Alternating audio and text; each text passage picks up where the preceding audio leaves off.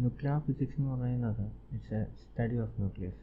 അപ്പം നമ്മൾ ഏതൊരു ഒബ്ജക്റ്റ് കുറിച്ചാണ് സ്റ്റഡി ചെയ്യുന്നതെങ്കിലും അതിനെ നമ്മൾ ആദ്യമേ നോക്കുന്നത് what the size, what the shape, അതാണ് നോക്കുന്നത്. അപ്പം നമ്മൾ ന്യൂക്ലിയസിനെ സ്റ്റഡി ചെയ്യുമ്പോഴും അത് തന്നെയാണ് ആദ്യം ചോദിക്കുന്ന ചോദ്യം, what is the size of A nucleus. അപ്പം അതുപോലെ നമുക്കൊരു എക്സാമ്പിൾ നോക്കാം. ഒരു ഒരു ഒരു പെന്നിൻ്റെ ക്യാപ്പ് ഒരു ഒബ്ജക്റ്റ് ആയിട്ട് അങ്ങ് കരുതുക. It's A pen cap. അപ്പം അതിൻ്റെ ഫ്രണ്ടിലായിട്ട് ഒരു ലൈറ്റ് സോഴ്സ് വെച്ചേക്കുകയാണ്. അത് ഇലുമിനേറ്റ്, അതായത് ആ ഏരിയ ഇലുമിനേറ്റ് ചെയ്തിട്ടുണ്ട്. അപ്പം ഒരു ഒബ്സർവറുണ്ട്. ആ ഒബ്സർവർ എങ്ങനെയാണ് ഈ ഒബ്ജക്റ്റിനെ കാണുന്നത്? അതായത് ഈ ലൈറ്റ് ഇത് റിഫ്ലക്റ്റ് ചെയ്ത് ഒബ്ജക്റ്റ് ഈ ഒബ്സർവർ സെൻസ് ചെയ്യും. ഓക്കെ, അപ്പം അതാണ് സിറ്റുവേഷൻ. ഇനിയിപ്പം രണ്ടാമതായിട്ട് ഇനിയിപ്പോൾ ഈ ലൈറ്റ് സോഴ്സ് ഇല്ല എന്ന് വിചാരിക്കുക. ഒരു സൗണ്ട് സോഴ്സാണ് വെക്കുന്നത്. അപ്പം ഈ സൗണ്ട് സോഴ്സ് ഈ പെൻ ക്യാപ്പിൻ്റെ പുറകിൽ വെച്ച് ഈ ഒബ്സർവറിന് എന്തേലും ഈ പെൻ ക്യാപ്പിൻ്റെ സൈസിനെ കുറിച്ചൊരു ഇൻഫറൻസ് ഉണ്ടാക്കാൻ പറ്റുമോ? ഒബ്വിയസ്ലി നമുക്കറിയാൻ പറ്റത്തില്ലെന്ന്. ബട്ട് ഇത് രണ്ടും വേവ്സ് ആണ്. അതായത് ഫസ്റ്റ് കേസിലും ഈ സെക്കൻഡ് കേസിലും രണ്ടും വേവ്സ് ആണ് യൂസ് ചെയ്തേക്കുന്നത്. പക്ഷെ എന്തുകൊണ്ട് പറ്റുന്നില്ല? ഇതിന് ഡിഫറൻസ് ഉള്ളത് വേവ് ലെങ്തിലാണ്. അപ്പം നമുക്കറിയാവുന്ന വേറൊരു കാര്യമുണ്ട്. അതായത് നമ്മൾ ഇപ്പോൾ ഒരു ഒബ്ജക്റ്റിൻ്റെ സൈസിനെ കുറിച്ചോ അതിൻ്റെ ഷേപ്പിനെ കുറിച്ചൊക്കെ സ്റ്റഡി ചെയ്യാൻ ഉദ്ദേശിക്കുന്നെങ്കിൽ നമ്മൾ യൂസ് ചെയ്യുന്ന വേവ് എന്ന് പറയുന്നത് ഒബ്ജക്റ്റിൻ്റെ സൈസിനേക്കാളും കുറവായിട്ടുള്ള വേവ് ലെങ്ത് ഉള്ള വേവ് ആയിരിക്കണം. അതായത് the wave length of the radiation must be smaller than the dimension of the object. അപ്പം വിസിബിൾ ലൈറ്റിൻ്റെ വേവ് ലെങ്ത് എന്ന് പറയുന്നത് 400 നാനോമീറ്റർ ടു 700 നാനോമീറ്റർ. ഒരു പെൻ ക്യാപ്പിൻ്റെ റേഡിയസ് എന്ന് പറയുന്നത് ഒരു 1 സെൻറ്റിമീറ്ററോ 1 സെൻറ്റിമീറ്റർ തന്നെ ഇല്ല. അത് വെച്ച് കമ്പയർ നോക്കുമ്പം ഈ വേവ് ലെങ്ത് എന്ന് പറയുന്നത്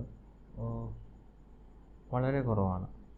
അപ്പം ഈ വേവ് ഉപയോഗിച്ച്, അതായത് വിസിബിൾ ലൈറ്റ് ഉപയോഗിച്ച് നമുക്ക് ഈ പെൻ ക്യാപ്പിൻ്റെ സൈസ് മില്ലിമീറ്റർ റേഞ്ചിലാണോ സെൻറ്റിമീറ്റർ റേഞ്ചിലാണോ കാണുമ്പോൾ തന്നെ ഒരു ഇൻഫറൻസ് ഉണ്ടാക്കാൻ പറ്റും.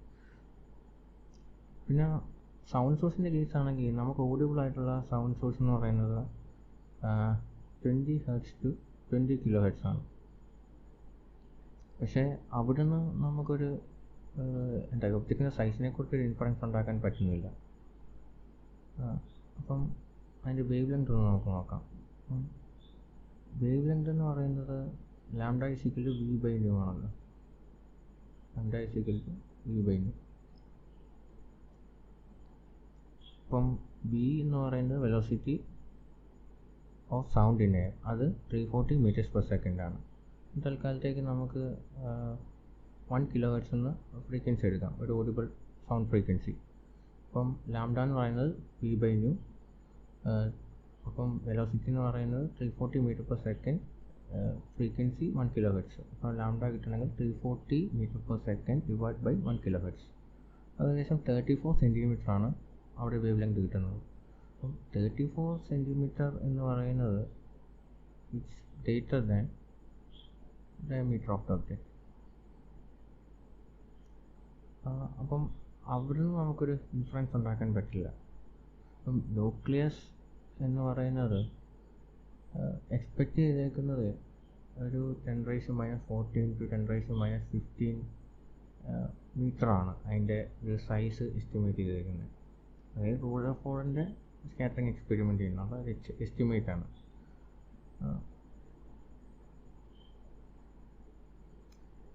പക്ഷേ നമുക്ക് ലൈറ്റ് സോഴ്സ് നമുക്ക് യൂസ് ചെയ്യാൻ പറ്റില്ല. കാരണം ഹൈ എനർജി ഗാമ റേസ് പോലും 10⁻⁻15 മീറ്റർ വേവ് ലെങ്ത് ഒക്കെ വരുമെങ്കിലും ബട്ട് അതിലും കുറവ് വേവ് ലെങ്ത് ഉള്ള ലൈറ്റ് ഇല്ല. അതുകൊണ്ട് നമുക്ക് ഈ ന്യൂക്ലിയസിൻ്റെ സൈസിൻ്റെ എസ്റ്റിമേഷന് വേണ്ടി നമുക്ക് അത് ലൈറ്റ് സോഴ്സ് യൂസ് ചെയ്യാൻ പറ്റില്ല. അപ്പം നമ്മുടെ അടുത്ത പ്രശ്നം എന്നാന്ന് ചോദിക്കുന്നത്, ഇത് എന്ത് വേവ് യൂസ് ചെയ്താണ് നമ്മൾ ഈ ന്യൂക്ലിയസിനെ സ്റ്റഡി ചെയ്യുന്നത്. നമുക്ക് ഈ 10⁻⁻15 മീറ്ററോ അതിൽ താഴെയോ വേവ് ലെങ്ത് ഉള്ള ഒരു വേവ് വേണം. അപ്പോൾ നമുക്ക് അറിയാവുന്നൊരു കാര്യമാണ് ഇലക്ട്രോൺ എന്ന് പറയുന്നത് പാർട്ടിക്കിളായിട്ടും വേവായിട്ടും ഡ്യുവൽ നേച്ചർ ഉണ്ടെന്ന് പറയാം. അപ്പം ഈ ഇലക്ട്രോണിൻ്റെ വേവ് നേച്ചറിനെ നമുക്ക് യൂട്ടിലൈസ് ചെയ്യാൻ പറ്റുമോ? അതാണ് നമ്മുടെ ഇപ്പോഴത്തെ ജോലി. അപ്പം ഹൈ എനർജി ഇലക്ട്രോൺ വേവ്സിനെ നമുക്ക് യൂസ് ചെയ്യാൻ പറ്റും. അതെങ്ങനെയാണെന്ന് വെച്ച് കഴിഞ്ഞാൽ, അപ്പം ഡി ബ്രോയി വേവ് ലെങ്ത് നമുക്കറിയാം, λ=h/p. അപ്പം ഇവിടെ എന്താണ്, മൊമെൻറ്റം കൂടുതലാണെങ്കിൽ വേവ് ലെങ്ത് കുറയും. അപ്പം നമ്മുടെ ഉദ്ദേശം വേവ് ലെങ്ത് കുറയ്ക്കുക എന്നാണ്, ലോ വേവ് ലെങ്ത്സ് വേണം. അപ്പം മൊമെൻറ്റം കൂട്ടണമെങ്കിൽ അതിൻ്റെ അർത്ഥം അതിൻ്റെ എനർജി കൂടണം, അതായത് അതിൻ്റെ കൈനറ്റിക് എനർജി കൂടണം. ഇലക്ട്രോൺസിനെ ഹൈ എനർജിയിൽ ആക്സിലറേറ്റ് ചെയ്യണം. അപ്പോൾ ടോട്ടൽ എനർജി ഓഫ് ഇലക്ട്രോൺ ആണ് ഇത്, E=√P²C² + m0c⁴. അപ്പോൾ കൈനറ്റിക് എനർജി എങ്ങനെ എഴുതും? കൈനറ്റിക് എനർജി എന്ന് പറയുന്നത് ടോട്ടൽ എനർജി മൈനസ് റെസ്മാസ് എനർജി ആണ്. റെസ്മാസ് എനർജി ഇലക്ട്രോണിൻ്റെ റെസ്മാസ് എനർജി എന്ന് പറയുന്നത് 511 കിലോ ഇലക്ട്രോൺ വോൾട്ടാണ്. അപ്പം അവിടെ ഒരു കേസ് കൺസിഡർ ചെയ്യുകയാണ്. കൈനറ്റിക് എനർജി എന്ന് പറയുന്നത് ഒത്തിരി ലാർജാണ് കൺസിഡർ ചെയ്യുക, അതായത് റെസ്മാസ് എനർജിയെക്കാളും ഒത്തിരി കൂടുതലാണ് എഴുതുക കൈനറ്റിക് എനർജി. അപ്പം നമുക്ക് m0c²ഉം m0²c⁴ എന്ന് പറഞ്ഞ ടേമും നെഗ്ലക്ട് ചെയ്യാൻ പറ്റും. അപ്പം കൈനറ്റിക് എനർജി എങ്ങനെ എഴുതാം? √P²C² അതിനെ PC എന്ന് എഴുതാം. അപ്പം ഇനി ലാംഡയ്ക്കുള്ള ഇക്വേഷനിലോട്ട് വരിക. λ=h/p എന്ന് പറയും. അതിനെ ന്യൂമറേറ്ററിലും ഡിനോമിനേറ്ററിലും ഒരു c വെച്ച് മൾട്ടിപ്ലൈ ചെയ്യുന്നു. അപ്പം hc എന്ന് പറയുന്നത് ഈ 1240 മെഗാ ഇലക്ട്രോൺ വോൾട്ട് ഫെംറ്റോമീറ്റർ ആണ്. hc എന്ന് പറയുന്നത് planks constant, c velocity of light in vacuum. അപ്പോൾ നമുക്ക് ഒരു 10 ഫെംറ്റോമീറ്റർ ആണ് വേവ് ലെങ്ത് വേണ്ടെങ്കിൽ ഈ ഇക്വേഷനകത്ത് 10 ഫെംറ്റോമീറ്റർ എന്നങ്ങ് സബ്സ്റ്റിറ്റ്യൂട്ട് ചെയ്യുക. അതായത് ഈ ലാംഡയ്ക്കുള്ള ഇക്വേഷനിൽ 10 ഫെംറ്റോമീറ്റർ സബ്സ്റ്റിറ്റ്യൂട്ട് ചെയ്യുക. 10 femtometre = 1240 mega electron volt femtometre /E. ഇതാണ് എനർജി നമുക്ക് കണ്ടുപിടിക്കുക. അതായത് 1240 mega electron volt femtometre /10 femtometre = 124 mega electron volt. അപ്പം 10 ഫെംറ്റോമീറ്റർ വേവ് ലെങ്ത് ഉള്ള ഇലക്ട്രോൺ വേവ്സ് വേണമെങ്കിൽ നമ്മൾ അതിന് 124 മെഗാ ഇലക്ട്രോൺ വോൾട്ട് എനർജി കൊടുക്കണം. അപ്പം ഈ അടുത്തൊരു എക്സ്പെരിമെൻ്റ് നമ്മൾ ചെയ്യുന്നത് ശരിക്കും ഇത് ന്യൂക്ലിയസിൻ്റെ റേഡിയസിനെ കുറിച്ചൊരു ഐഡിയ കിട്ടാനുള്ള ഒരു എക്സ്പെരിമെൻ്റാണിത്. അപ്പോൾ ആ എക്സ്പെരിമെൻറ്റിൽ ചെയ്യുന്നതാണ്, ഒരു 420 mega electron volt kinetic energy ഉള്ള ഇലക്ട്രോൺസ് ഓക്സിജൻ ന്യൂക്ലിയ ആയിട്ട് സ്കാറ്റർ ചെയ്യുകയാണ്. അപ്പം ഇവിടെ ഓക്സിജൻ ന്യൂക്ലിയ ആണ് ടാർഗറ്റ്.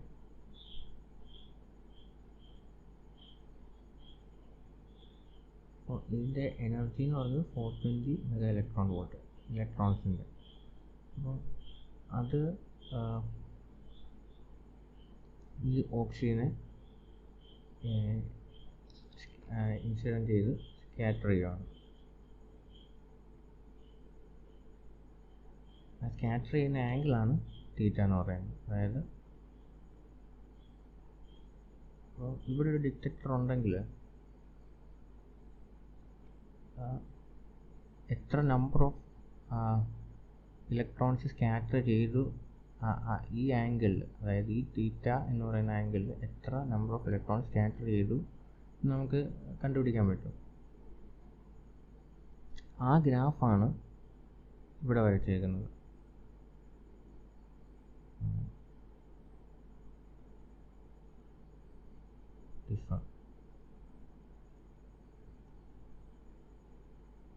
ഇത്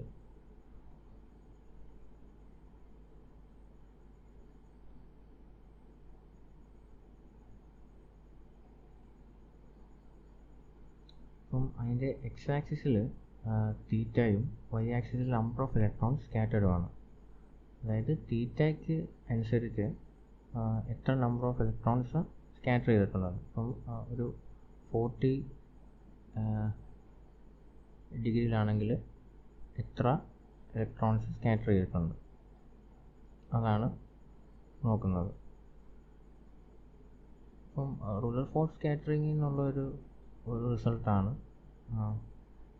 നമ്പർ ഓഫ് പാർട്ടിക്കിൾ സ്കാറ്റേർഡ് എന്ന് പറയുന്നത് പ്രൊപ്പോർഷണൽ ടു 1/sin⁴ θ/2. അപ്പം നമുക്കൊരു കാര്യം ഇതിനകത്ത് തന്നെ മനസ്സിലാക്കാം, തീറ്റ കൂടുന്നതനുസരിച്ച് നമ്പർ ഓഫ് പാർട്ടിക്കിൾസ് കുറയുകയാണ്, അതായത് നമ്പർ ഓഫ് പാർട്ടിക്കിൾസ് സ്കാറ്റർ ചെയ്ത്. അപ്പം ഈ ഗ്രാഫിൽ നിന്ന് നമുക്ക് മനസ്സിലാവും, ജനറലി ഇത് പറയുകയാണെങ്കിൽ ഈ ഇതിൻ്റെ തീറ്റ കൂടുന്നതനുസരിച്ച് നമ്പർ ഓഫ് പാർട്ടിക്കിൾസ് കുറയുകയാണ് ചെയ്യുന്നത്, അതായത് നമ്പർ ഓഫ് പാർട്ടിക്കിൾസ് സ്കാറ്റേർഡ്. പക്ഷേ ഈ 45 ഡിഗ്രിയിൽ ഒരു ഡിപ്പുണ്ട്. അതെന്താണെന്ന് ഇപ്പോൾ അറിയില്ല, ബട്ട് 45 ഡിഗ്രിയിൽ ഒരു ഡിപ്പുണ്ട്. പിന്നെ ഇത് ഇൻക്രീസ് ചെയ്യുന്നു, ഒരു മാക്സിമം, പിന്നെ ഡിക്രീസ് ചെയ്യുന്നു. അപ്പം നമ്മൾ ഒപ്റ്റിക്സിൽ നിന്ന് റീകോൾ ചെയ്യുക, ഇത് സിംഗിൾ സ്ലിറ്റ് ഡിഫ്രാക്ഷനാണ്. Single slit diffraction.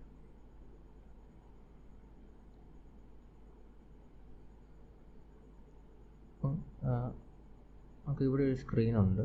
ഒരു സ്ക്രീന് ഒരു മോണോക്രോമാറ്റിക് കോഹറൻ്റ് ആയിട്ടുള്ള ഒരു സോഴ്സ് ഉണ്ട്. സോഴ്സ് ലാംഡ ആണ് എൻ്റെ വേവ് ലെങ്ത്. ബി എന്ന് പറയുന്നത് ഈ സ്ലിറ്റിൻ്റെ വിഡ്ത്താണ്. തീറ്റ എന്ന ആംഗിളിലാണ്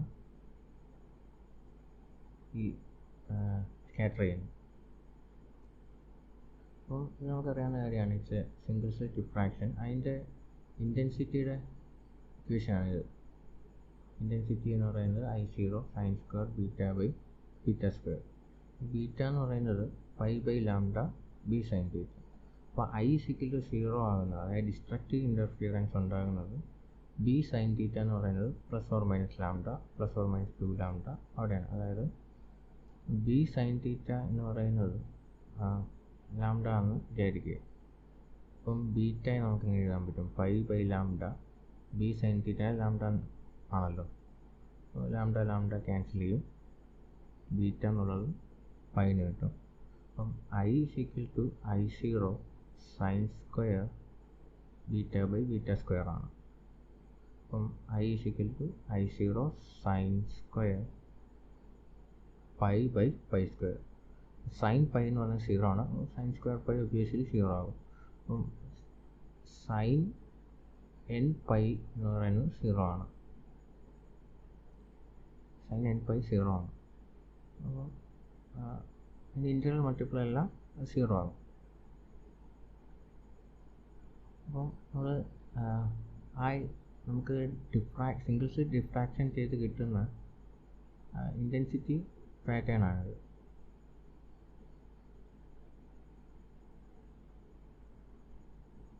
അത് നമ്മൾ ഒരു ആക്സിസിൽ സൈൻ തീറ്റയും ഇൻറ്റൻസിറ്റിയെ സൈൻ തീറ്റയുടെ ഫംഗ്ഷനായിട്ട് പ്ലോട്ട് ചെയ്തേക്കുവാണ്. അതായത്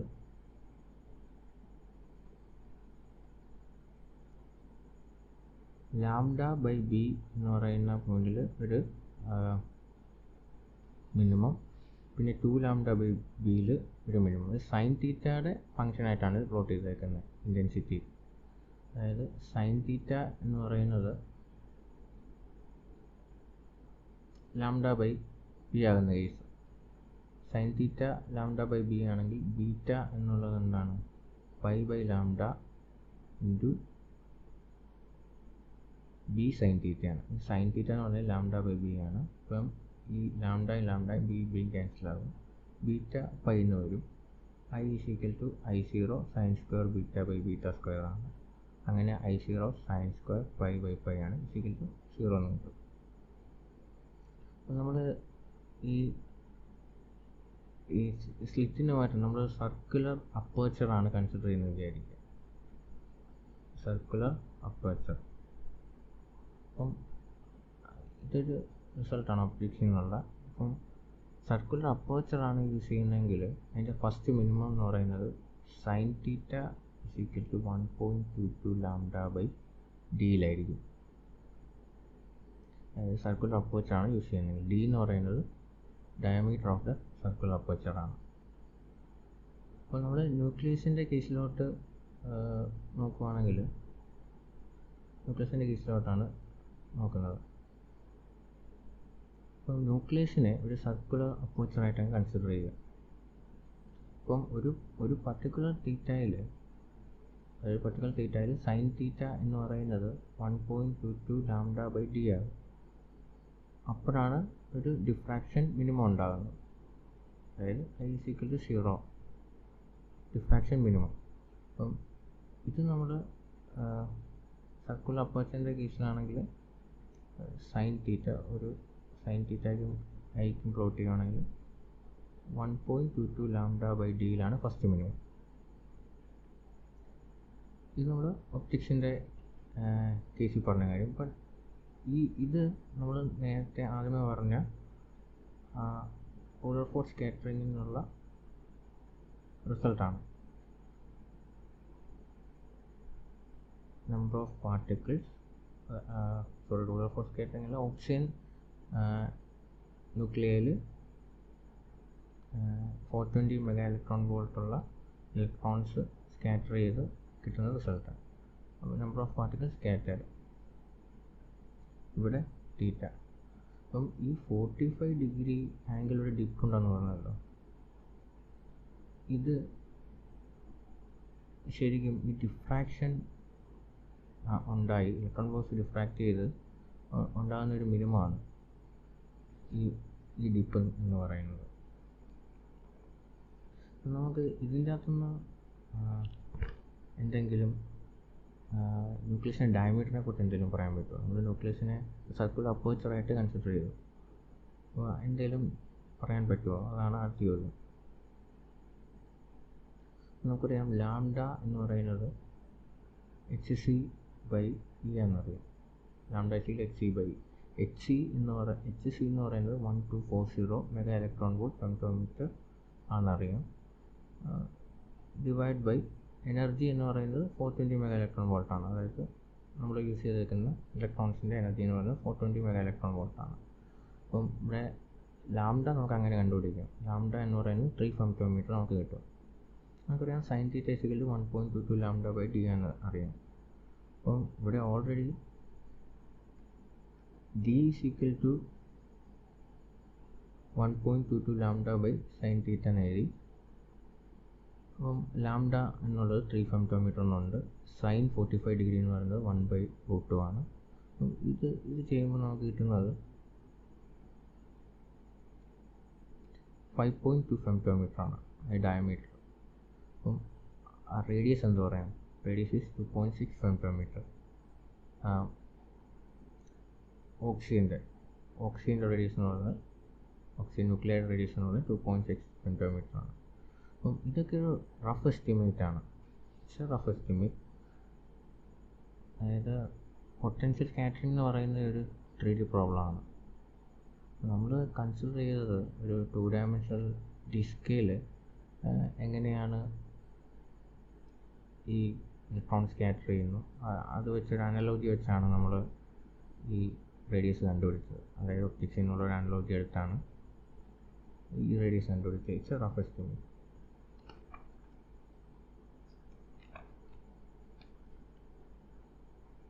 അപ്പം ഈ ഗ്രാഫ് എന്ന് പറയുന്നത് ലെഡിൻ്റെയാണ്. ലെഡ് വെച്ച് എക്സ്പെരിമെൻ്റ് ചെയ്തപ്പോൾ ഉള്ള ഗ്രാഫാണ്. അപ്പം ഇതിൽ ശ്രദ്ധിക്കുകയാണെങ്കിൽ കുറേ മിനിമം ഉണ്ട്. അപ്പം ലെഡ് എന്ന് പറയുന്നത് ഇറ്റ്സ് എ ഹെവി ന്യൂക്ലിയസ്.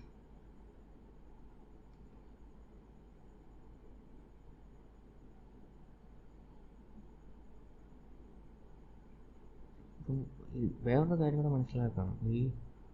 ഈ ഇതിൻ്റെ അകത്ത് ഒന്നും ഈ മിനിമം ഒന്നും സീറോയിലോട്ടല്ല ഫോളോ ചെയ്യുന്നത്.